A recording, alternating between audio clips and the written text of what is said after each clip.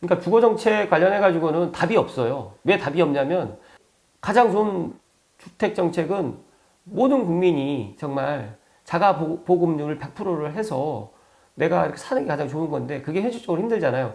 그래서 정부에서 나서서 이제 뭐 공공분양도 하고 공공임대를 하는데 시장의 논리에 어느 정도 맡겨둬야지만 이게 되는 거지, 시장의 논리에 맡겨지지 않고 정부에서 강제적으로 인위적으로 이걸 통제를 하려다 보니까 최근에 이렇게 집값이 상승을 하게 되고, 서울도 불과 지금 3년 조금 넘은 가격 2배 이상, 뭐 3배까지도 상승이 돼버렸기 때문에 어떻게 보면 이런 정책들을 입안하거나 정책을 펼 때 다시 한번 신중하게 접근을 해야 된다는 말씀 제가 드리고요. 이 전세 가격도 그렇거든요. 임대차법 통과되고 나서 뭐 집주인들이 4년치 못 올릴 걸 한꺼번에 지금 올리다 보니까 이렇게 전세 가격이 폭등하고 있는 거거든요. 이런 것들을 다 알고 있었거든요. 전문가들도 알고 있었고, 제가 생각해서 정부에서도 이런 부분 어느 정도 인지하고 있었는데 이렇게 강행을 했는지까지는 저도 왜 이렇게까지 좀 무모하게 이렇게 했는지 저도 좀 이해가 안 됩니다. 더 중요한 건 뭔지 아세요, 감독님? 공급이 없어서 그래요, 공급이.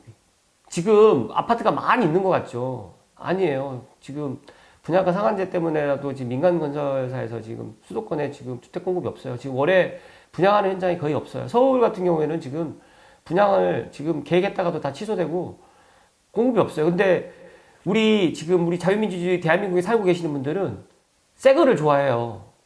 예를 들어서 아파트도 새 걸 살고 싶어 하는데 누가 30년 된 아파트, 40년 된 아파트 살려고 하지 않아요.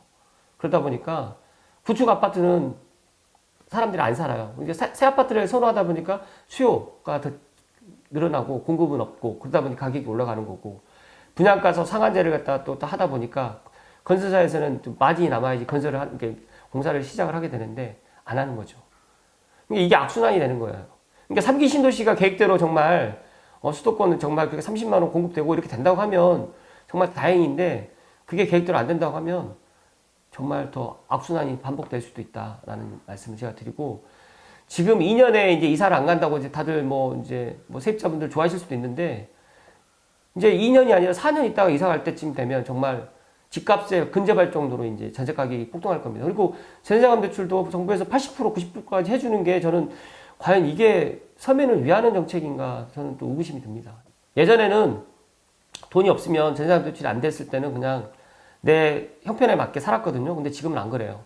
돈이 없어도 전세자금 대출 80에서 90% 풀로 받아가지고 살아요. 아파트를 사시든지 뭐 다가구를 사시든지 이렇게 사시더라고요. 전세를 얻으러 오시는 분들을 보니까. 그러니까 돈을 갖다 모아가지고 종잣돈으로 전세를 들어가는 게 아니라 다 빚으로 전세를 들어가는 거죠. 그러니까 저는 이런 것들이 좀 잘못됐다. 그러니까 정부에서 어떻게 보면 정부에서 전세자금 대출을 갖다 장려하는 꼴밖에 안 되다 보니까 악순환이 되는 거죠.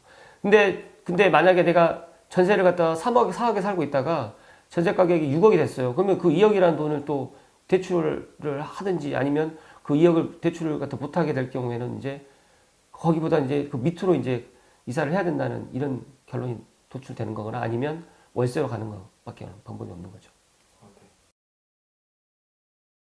그러니까 제가 간단하게 설명을 드리면, 간단할지는 아닐지는 모르겠지만 일단 그 4억이라고 예를 들게요. 현대 해리엇이. 그러면 계약금의 10%를 줬단 말이에요. 10%를 냈을 거란 말이에요. 4천만 원이죠. 그러면 3억 6천이 이제 잔금인 거죠. 근데 잠정가가 7억이었다 보니까 60%면 4억 2천까지가 대출이 나오는 거예요. 그러면 분양가를 넘어선 거죠. 4천 이미 계약금이 들어갔잖아요. 거기다 이제 이자 후불제라든지 확장비가 들어가기 때문에 내가 4억 2천까지 풀로 안 받아도 4억만 받아도 되는 거예요. 그런데 이제 예전에는 이런 게 있었어요. 뭐가 있었냐면, 예전에는 이제 내가 이제 투자자예요. 저 아파트를 샀어요. 내가 실입주 안 해요. 근데 그때 분양 가격하고 전세 가격하고 거의 쌤쌤이 된 거죠. 근데 지금은 분양 가격보다 전세 가격이 이제 말 그대로 지금 더 높아졌는데, 한 1년, 2년 전만 해도 분양 가격하고 전세 가격하고 거의 분양 가격에서 뭐 90% 선. 분양 가격을 넘지를 않았어요. 전세 가격이. 근데 이번에 해력 같은 경우 보니까 5억이에요. 전세 가격이. 그럼 분양 가격 넘었죠. A3 향동도 지금 전세 가격이 4억에서 4억 5천이거든요. A3 향동도 두산 아파트도 분양 가격이 3억 5천 선이었어요. 최근에 삼성벨트에 입주하는 뭐 지축 중흥도 지금 5억 5천에 6억에 지금 전세 가격이 나오는데 거기도 분양가가 5억대 중반, 초중반이었거든요.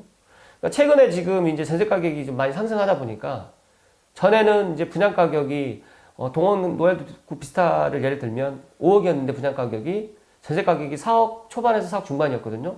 그러다가 이제 매물 소진되니까 이제 5억까지 갔는데 지금 6억이 넘어요. 전세 가격이. 1년 전에 그때 뭐 창릉 3기 신도시를 걸었다는 그 유튜브 방송 처음 했을 때도 그때도 예, 삼성 벨트 쪽에는 뭐 아이파크도 그때는 6억이 안 넘었었어요. 6억 왔다 갔다 했었거든요. 뭐 19단지 같은 경우나 뭐 계룡 이런 데도 다 5억대였어요. 작년 뭐 한 이맘때쯤에는. 근데 지금 다 7억이 넘었고 아이파크는 지금 9억 왔다 갔다 하고 있고요. 이런 상황인 거죠.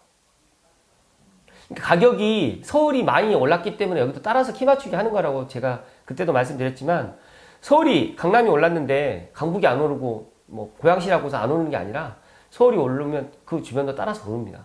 그거를 사람들이 잘 모르시더라고요. 오늘 제 방송 들으신 분들에게 이제 한 가지 뭐 조언을 드리면 부동산을 그때 내가 이걸 갖다가 못했기 때문에 너무 안타깝다라고 이렇게 생각하지 마시고요.